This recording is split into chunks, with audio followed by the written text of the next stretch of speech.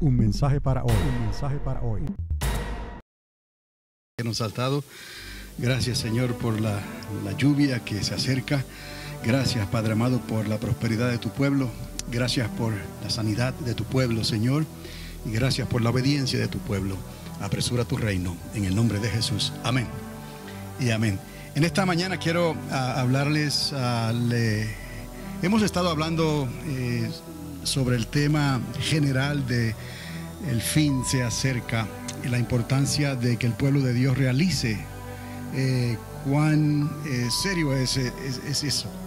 O sea, porque a veces pensamos que el Señor viene, pero nada, podemos vivir una vida y morir y no preocuparnos como si verdaderamente creíamos que iba a venir en cualquier momento. Yo estoy aquí para decirles, Cristo viene y viene ya. Por el Espíritu lo podemos sentir, por el Espíritu nos atrevemos a hablarlo, que esta generación, la nuestra, puede ser la generación que sea testigo de ese glorioso evento, cuando Cristo prepare todo para su establecimiento de su reino. Y yo creo que una de las razones principales por las cuales hemos estado estudiando y hablando y predicando, enseñando sobre el fin se acerca es esa.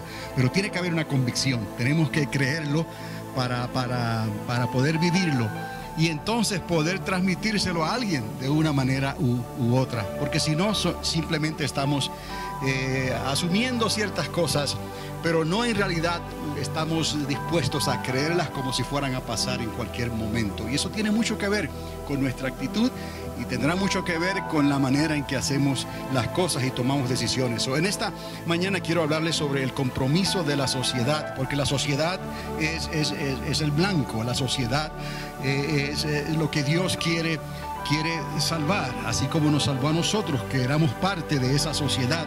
Dios nos saca de esa sociedad, de ese pueblo que no había nacido de nuevo, un pueblo que estaba confundido en cuanto a los propósitos de Dios, y entendimos entonces que Dios tiene un plan de salvación a través de nuestro Señor Jesucristo, y le creímos, lo aceptamos, y Dios nos saca de esa sociedad, no nos saca del mundo, como dijo el Señor, estáis en el mundo, pero no sois del mundo, no sois de esa sociedad. Entonces, para que nosotros podamos llegar a esta sociedad y podamos hacer la diferencia, tenemos que creer, vivir nuestras convicciones, vivir lo que creemos. Ya no es asunto de religión, no es asunto de denominación, no es asunto de cómo yo le sirvo a Dios personalmente, no, es asunto de obediencia. Y ahí todos tenemos que estar medidos por la misma medida. Obediencia quiero y no sacrificio. Hay tres grupos que podemos distinguir en la historia del cristianismo.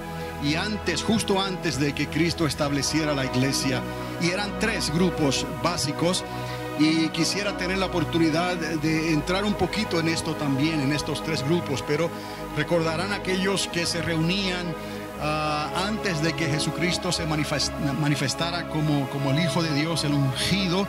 Estaba un grupo que se llamaban los esenios. Aquellos que han ido con nosotros a Israel, fuimos al campamento de Qumran y por ahí vimos las ruinas históricas, que fue un grupo verdadero, es histórico, es real, los esenios estaban allí, pero eran personas que se mantenían apartados completamente de la sociedad. Eso, cómo Dios va a utilizar a un ermitaño para alcanzar a alguien que está viviendo en la plena sociedad. Dios quiere que ellos también se salven, ¿no? Es lo que dice la palabra, no queriendo que ninguno perezca, sino que todos procedan al arrepentimiento. Y sabemos que no de todos es la fe, pero hay una gran comisión, hay un mandato de parte de Dios. No te estoy diciendo que lo juzgues ni lo condenes, te estoy diciendo que vivas lo que te he enseñado, y al tú vivir lo que te he enseñado, vas a alcanzar a esa sociedad. Pero si nos mantenemos como los esenios, como los ermitaños, no vamos a poder alcanzar a nadie. Y estaban los fariseos, que también tomaron las riendas del gobierno de Dios, por decirlo así, y comenzaron a vivir un reino de los cielos que era más bien, digamos, no radical, la palabra más bien es legalista. Era radical en cierta forma, pero eran legalistas. O tenemos los ermitaños que estaban escondidos en las cuevas, allá esperando la venida del Mesías para ellos solamente, ¿no? Entonces tenemos los fariseos que estaban en el templo y en la comunidad, pero eran excesivamente legalistas. Serían aquellos que están mirando la manera siempre en que tú te comportas, la manera en que tú vistes, la manera en que tú haces las cosas, y utilizan esto como ocasión para juzgar, ¿no? Y detrás del juicio obviamente viene la condenación. Y por último, por tercero, tenemos a los esenios, no los esenios, perdón, los esenios fue el primer grupo, los fariseos y los saduceos. Los saduceos, que eran completamente entonces liberales. Ya los saduceos ni creían en la resurrección de entre los muertos, ¿no? Y Jesucristo los confrontó a ellos de una manera u otra. Así que los saduceos eran completamente liberales. No les importaba en realidad una convicción, no creían creerle completamente a la palabra de Dios, y cuando Jesús vino tuvieron conflicto con las enseñanzas de Jesús, y Jesús les llegó a decir: erráis en las escrituras y en el poder de Dios, por las preguntas que le hacían, preguntas que eran preguntas capciosas, tratando de que Jesús contestara de una manera diferente o lo pusiera en algún tipo de dilema, ¿no?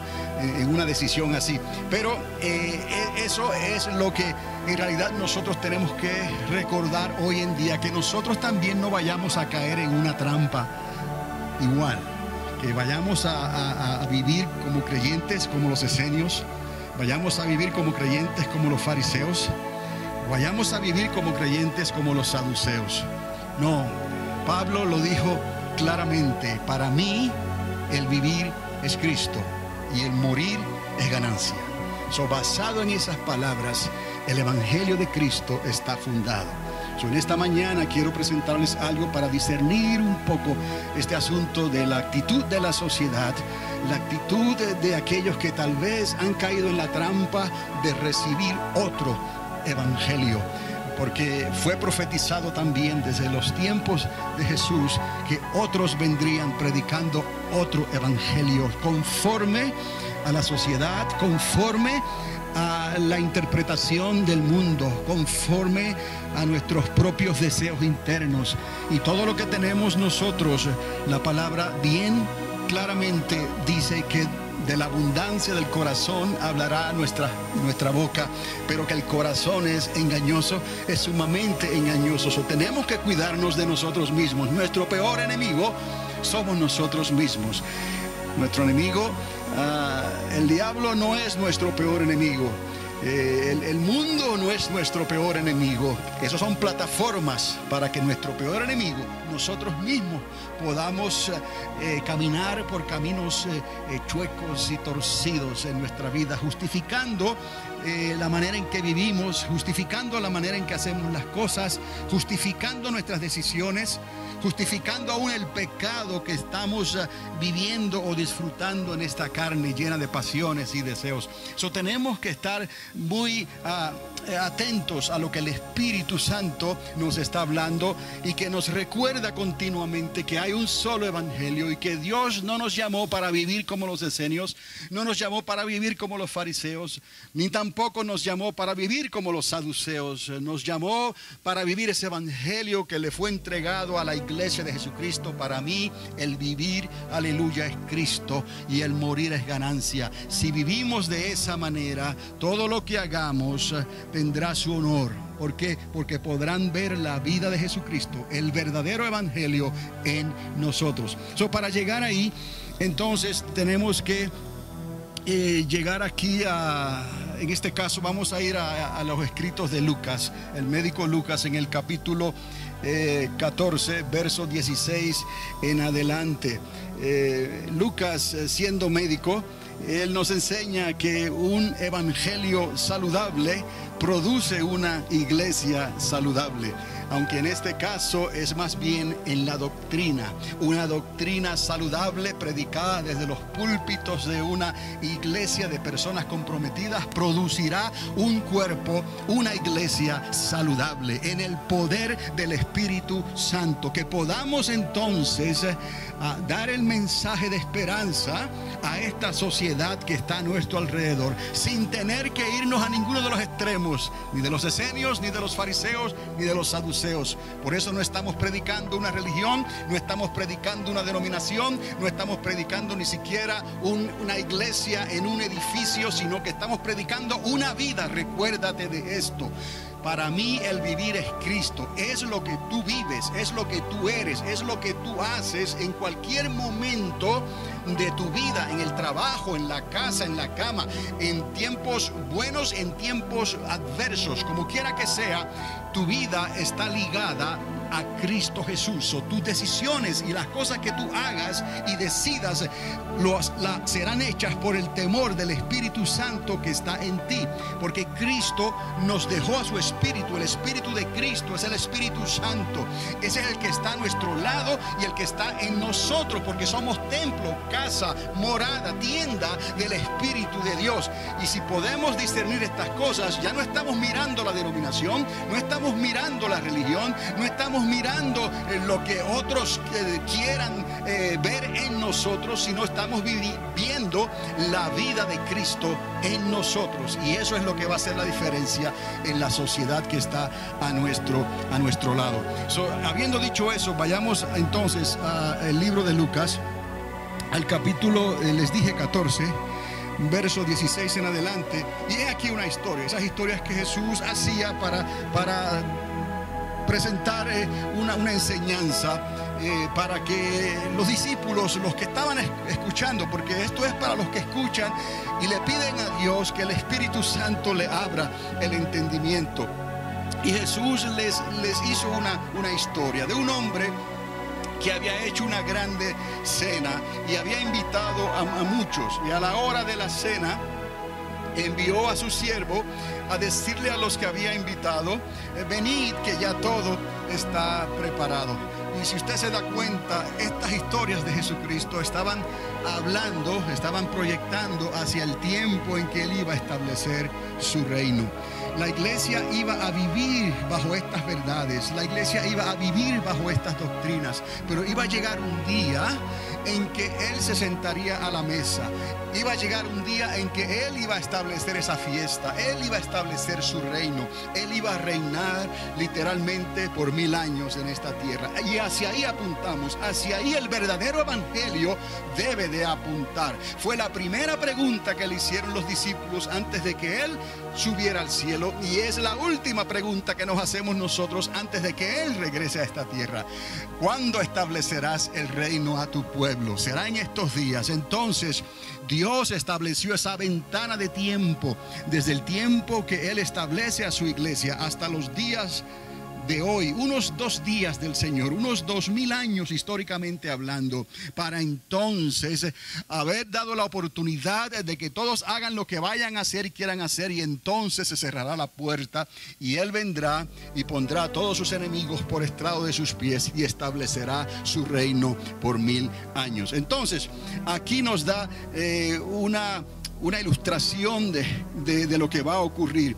Hubo una gran cena y al cual en esta cena muchos fueron convidados, invitados, pero a la hora de la cena Él envió a su siervo a buscar a decirle a los convidados: ya está todo preparado, venir, que ya todo está preparado. Y todos a una comenzaron a excusarse. Excusas. ¿Qué pasa con las excusas? Las excusas dejan ver cuáles son tus prioridades. Prioridades, o sea, ¿qué es lo más importante para ti? Me levanto a trabajar, busco mejorarme en mi trabajo, busco lograr un buen estado en mis finanzas, buscando un buen trabajo. Sobre todo lo que hacemos, las decisiones que tomamos, me voy a mudar, voy a comprar una casa, voy a comprar un vehículo. Todo lo hacemos en base de prioridades, de las cosas que anhelamos, deseamos y queremos. Entonces vamos a darnos cuenta que aquí no es diferente, es lo mismo. La cena estaba servida ya en la mesa, los invitados ya sabían. Es asunto de prioridades, y aquí vemos entonces cómo ellos comienzan a excusarse. Eso quiere decir que las prioridades no estaban en el orden de Dios, estaban centradas en ellos mismos, en la sociedad o en los asuntos que a ellos les concernían. Entonces el primero le dijo: he comprado una hacienda y necesito ir a verla, te ruego que me excuses. Imagínate, si el resto de nuestra eternidad, nuestra condenación o nuestra salvación se basa en esa decisión de que ajustemos nuestras prioridades y le creamos al Dios Padre, que envió a su único Hijo, que no lo podemos ver, que solo lo podemos ver por la historia que se relata en la palabra, ¿no? Y no podemos de ninguna manera recibir esa verdad a menos que sea directamente por el Espíritu mismo de Jesucristo, que fue el que le resucitó de entre los muertos. Ese Espíritu Santo que está aquí en la tierra, que no lo podemos ver, es el único que puede dar testimonio a nuestro espíritu de que hemos creído esta historia o no.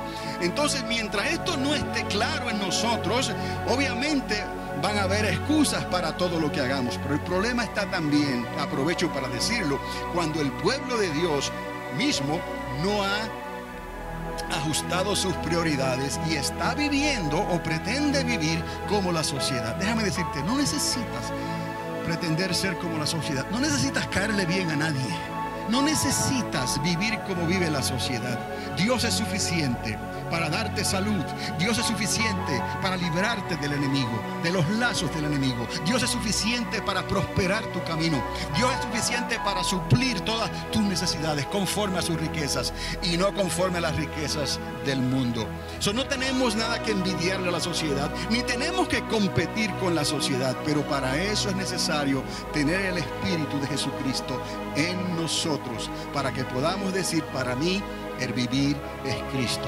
Entonces presentaremos el verdadero evangelio y no un evangelio acondicionado, a lo que la gente, aún la misma sociedad, puede sentarse a veces a oír las cosas de aquellos que predican otro evangelio y no reciben ninguna convicción de vida o muerte. Simplemente lo relacionan con algo que ellos conocen ya.